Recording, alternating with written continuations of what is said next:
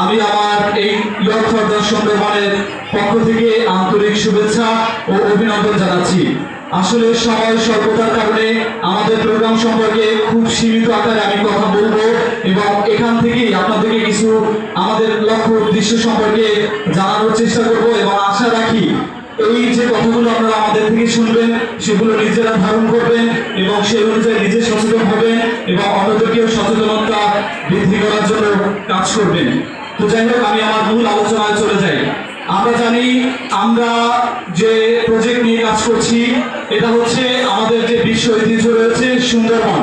এই সুন্দরবনকে প্লাস্টিক এবং পলিথিন দূষণের হাত থেকে রক্ষার জন্য আমরা মূলত কাজ করি। এটা যেমন আমাদের সুন্দরবনের জন্য যেমন একটি মারাত্মক ক্ষতির কারণ প্লাস্টিক এবং পলিথিন, তেমনিভাবে আমাদের পরিবেশের জন্য মারাত্মক হুমকি স্বরূপ।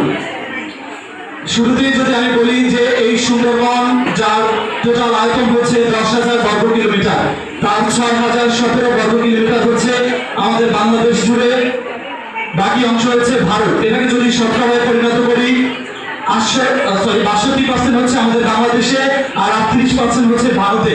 সুতরাং সামগ্রিকভাবে এই সুন্দরবনের প্রতি দায়িত্ববোধ আমাদের বেশি।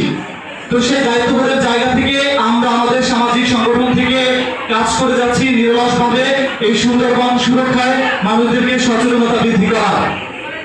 তো সেই লক্ষ্যে আমি আমার যে মূল বক্তব্য সেটা উপস্থাপন করছি যে প্লাস্টিক এবং পলিথিন কিভাবে আসলে সুন্দরবনকে ক্ষতি করছে। সুন্দরবন নিয়ে পূর্ববর্তী সময়ে অনেক গবেষণা হয়েছে, যে গবেষণায় উঠে এসেছে যে প্লাস্টিক এবং পলিথিনের কারণে আজকে সুন্দরবন মারাত্মকভাবে বিপর্যয়ের মুখে পড়ছে।